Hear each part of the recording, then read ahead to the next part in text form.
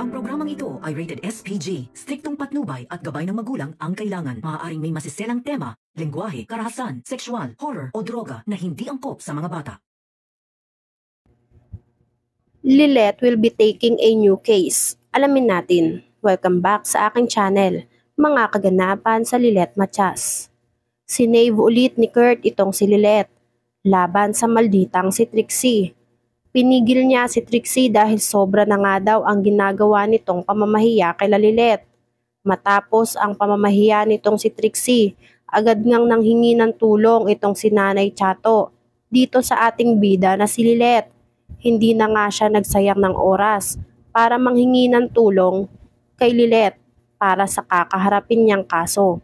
Dahil nga sa mabait naman itong ating bida na si Lilette, ay agad naman siyang pumayag sa kagustuhan nitong si Nanay Chato.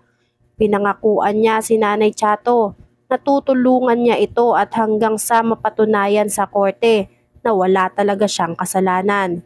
Sobrang natuwa nga itong si Nanay Chato dahil kahit kakakilala nga lang nila nitong si Lilette ay magaan na ang loob nila sa isa't isa. Kwinento pa nga ni Nanay Chato sa ating bida na si Lilette ang hirap na dinanas ng anak niya sa kamay ng napangasawa nito. Lubos ngang nalungkot itong si Lilette sa sinapit ng anak ni Nanay Chato sa kamay ng naging asawa nito. Kaya naman mas lalo ngang napapayag ni Nanay Chato itong si Lilette na humawak ng kakaharapin niyang kaso dahil sa naaawa si Lilette sa nangyari at sinapit ng anak ni Nanay Chato dito nga sa kamay ng masamang lalaki na napangasawa ng anak nito. Sa katunayan nga ay agad-agad ngang nagpaalam itong si Lilette dito kay CRD at ka Lorena tungkol nga sa bagong kasong kakaharapin niya.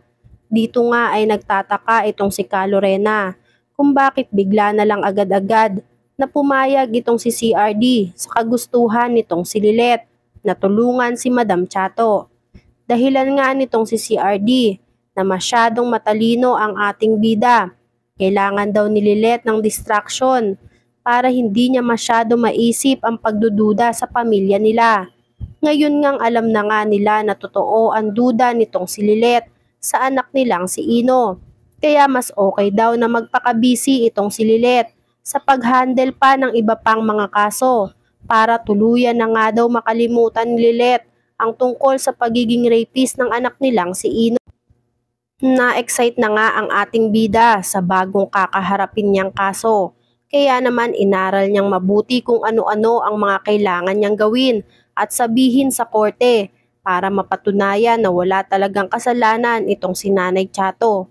Sa kabilang banda nga, hindi naman makakapayag itong bruhang si Patricia na pamanahan din si Ramir ang anak nitong si Lilette Matias. Dahil nga daw sa dami na nilang pinagdaanan dito kay Lilette, maging sa mga gulo at sakit ng ulo nga daw na dinulot nito sa pamilya nila, ay hindi daw deserve nitong ating bida na si Lilette Matias na magkaroon ng pamana mula dito kay Ramir.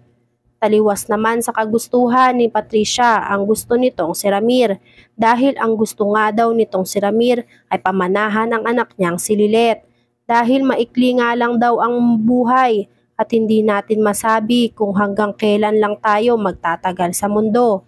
Kaya mas maigi nga daw na magkasundo na ang mga anak nilang si Trixie at itong ating bida na si Lilette Matias. Tila hindi naman lalo sang-ayon nga itong bruhang si Patricia sa kagustuhan nitong si Ramir.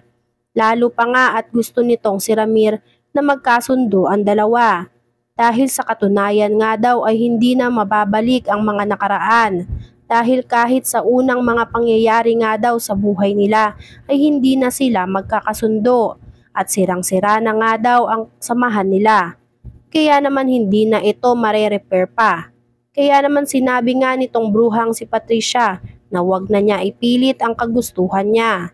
Sinabi din nitong bruhang si Patricia na kaya niyang intindihin ang puso nitong si Ramir para lang hindi siya ma-stress. Maliban na nga lang sa kagustuhan nitong bigyan ng mana at pagkasunduin ang dalawang magkapatid na si Trixie at ang ating bida na si Lilette Matias.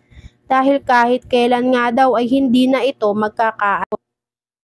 Pinapasubukan nga nitong si Ramir dito kay Patricia na kausapin si Trixie na maging maayos sila ng ate niyang si Lilet. Pero hindi niya mapapangako nitong si Patricia ang gustong mangyari ni Ramir dahil si Trixie nga lang daw ang may karapatan sa pamana na iiwan kung sakali nitong si Ramir. Kaya hindi siya makakapayag na makihati pa daw itong sampid na si Lilet Matias sa kayamanan na dapat para dito kay Trixie lang. Samantala, inaresto na nga si Nanay Chato sa kasong pagpatay sa manugang nito. Hindi nga akalain nitong si Nanay Chato na mauunahan pa siyang madakip ng mga pulis. Pero dahil nga may tiwala siya dito sa ating bida na si Lilet Matias, ay hindi siya natatakot sa kasong kakaharapin niya. Lalo pa nga at aksidente lang ang pagkamatay nito at hindi niya sinasadya na matulak ang manugang niya. Dala lang daw siguro ng labis na pagmamahal nito sa anak niya dahil hindi na nga niya maatem na sinasaktan ng anak niya. Kaya nagawa niyang protektahan ang anak niya sa labis-labis na pambubugbog nito. Samantala, pagkadala nga kay Nanay Chato sa police station ay agad ngang sumunod ito ang ating bida na si Lilet Matias para ipagtanggol at protektahan si Nanay Chato laban sa mga katanungan na pinipilit sa kanyang ipasagot. Laking pasasalamat nga nitong si Nanay Chato dito sa ating bidang si Lilet dahil hindi niya ito pinabayaan at nandun si Lilet para ipagtanggol siya. Wala namang kaso kay Lilet ang pagtulong niya dito kay Nanay Chato dahil tungkulin naman daw talaga niya o nilaan ng mga attorney na ipagtanggol ang mga tao na walang kasalanan at hahatulan ng mga kasong hindi naman nila ginawa. Kaya naman nang mag-umpisa na ang kaso at hearing nitong si Nanay Chato, ay ang ating bida na si Lilet Matias ang humarap sa korte at hindi binigo si Nanay Chato. Dito nga itong ang si Nanay Chato ay labis-labis ang katuwaan o sigla na makita itong si Lilet na humarap sa kanya sa korte. Dahil may isang salita nga daw itong si Lilet. Dito nga ay tinulungan nga nitong si Lilet itong si Nanay Chato na magkaroon nga ng hustisya, ng tamang hustisya para lang makuha ang mga dapat para sa anak niya na hustisya dahil hindi nga akalain nitong si Nanay Chato na siya ang mauunang makulong at hindi niya alam na may plano na pala itong mga kamag-anak nitong manugang niya na ipakulong siya kahit nga aksidente lang ang nangyari. Hindi naman siya maipagtanggol ng kanyang anak dahil alam naman natin ang kalagayan ng anak nitong si Nanay Chato. Kaya hindi na niya inaasahan kung ano pa ang magiging sagot nito. Makukumbinsi pa kaya ni Ramir ang asawa niyang si Patricia na mapagbati ang anak nilang palaging nagsasabong? Ano kaya ang susunod na hakbang ni Merdit? Ngayong alam niya na si Lilet ang anak nila nitong si Ramir. Yan nga ang mga kaganapan at mga dapat nating abangan dito sa Lilet Matias. Kung gusto nyo pa ng mga gantong klaseng video ay mag-subscribe at i-like itong video na to. Maraming salamat po.